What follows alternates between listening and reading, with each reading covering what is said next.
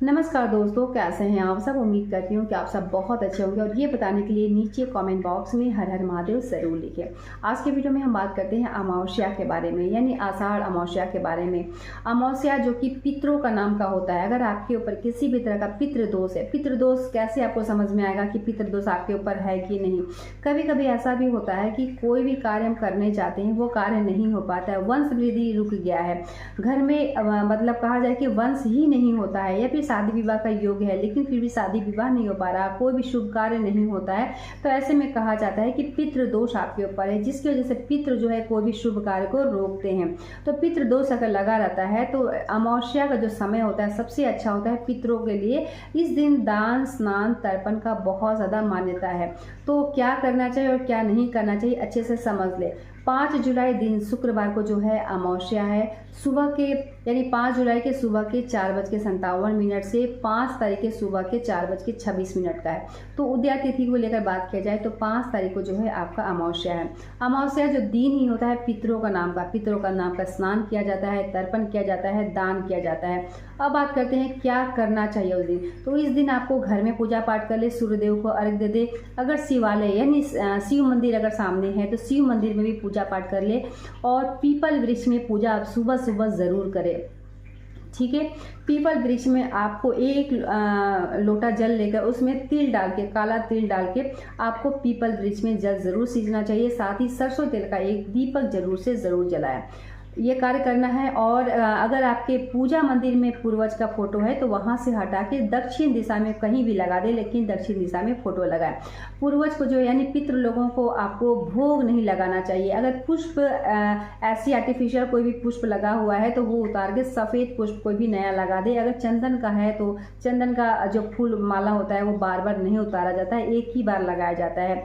और इस दिन आपके घर में गाय, कुत्ता, पक्षी, चींटी कुछ भी हो तो उन्हें ज़रूर से ज़रूर खिलाएं। अगर ब्राह्मण आ जाए तो समझ ले कि आपके घर में साक्षात देवता आ गए हैं, पितर आ गए हैं, तो उन्हें अच्छे से खाना पीना खिलाकर जितना हो सके दान दक्षिणा देकर ही विदा करना चाहिए।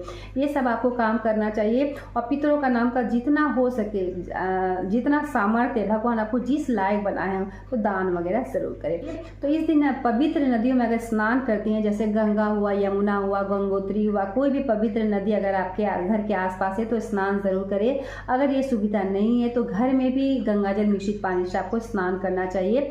और वो जो लोग बाहर स्नान करते हैं तो वहीं पर दान स्नान तर्पण सब कुछ कर लेते हैं, तो अच्छे से समझ ले। साथ ही इस दिन अगर ब्राह्मण भोजन अगर आप करवाती हैं तो अति उत्तम, बहुत ही अच्छा होता है। और कहा जाता है ना कि अगर आपके घर में कोई भी गेस्ट है, जैसे कि मैं ब्राह्मण की बात की, लेकिन इस दिन अगर कोई बाहरी आदमी अगर आ जाता है तो उसे आपको खिला पिला कर ही भेजना चाहिए। यानी गेस्ट कोई आ जाता है तो आपको खिला पिला कर ही भेजना चाहिए अमावस्या के दौरान। अब बात करते हैं क्या नहीं करना चाहिए। तो अमावस्या के दिन आपको बाल नहीं धोना चाहिए, ध्यान रखें। दूसरी जो है बहुत ज़्यादा कंघी नहीं करना चाहिए, क्योंकि बार बार कंघी करती हैं तो बाल टूटता है। जब बाल टूटता है तो ऐसा माना जाता है कि पूर्वजों को तकलीफ होता है, इसीलिए बार बार जो है बाल नहीं कंघी नहीं करते हैं। और क्या नहीं करना चाहिए, तो इस दिन कोई भी शुभ कार्य नहीं करना चाहिए। कोई भी हम नया ज़मीन ले रहे हैं, या फिर कहीं हम कुछ भी रजिस्ट्री करवा रहे हैं, या फिर कुछ भी हम शॉपिंग नया कर रहे हैं, नया साड़ी पहन रहे हैं, नया कपड़ा पहन रहे हैं, नया गहना पहन रहे हैं, तो अमावस्या के दिन आपको नहीं करना है। अमावस्या के बाद आप कभी भी कर लें, लेकिन अमावस्या के दिन ये सब कार्य नहीं करना है। साथ ही क्या आप सिंदूर लगा सकती हैं, तो सिंदूर पीला हो या फिर लाल हो, बिल्कुल सिंदूर लगा सकती हैं। सिंदूर लगाने में किसी भी तरह का दिक्कत नहीं है। ठीक है, इन सब बातों को याद रखें। अमावस्या जो कि 5 जुलाई को है, दिन जो है शुक्रवार है, तो सुबह के 4:57 पे ये लग रहा, तो उसी समय आप स्नान वगैरह कर ले।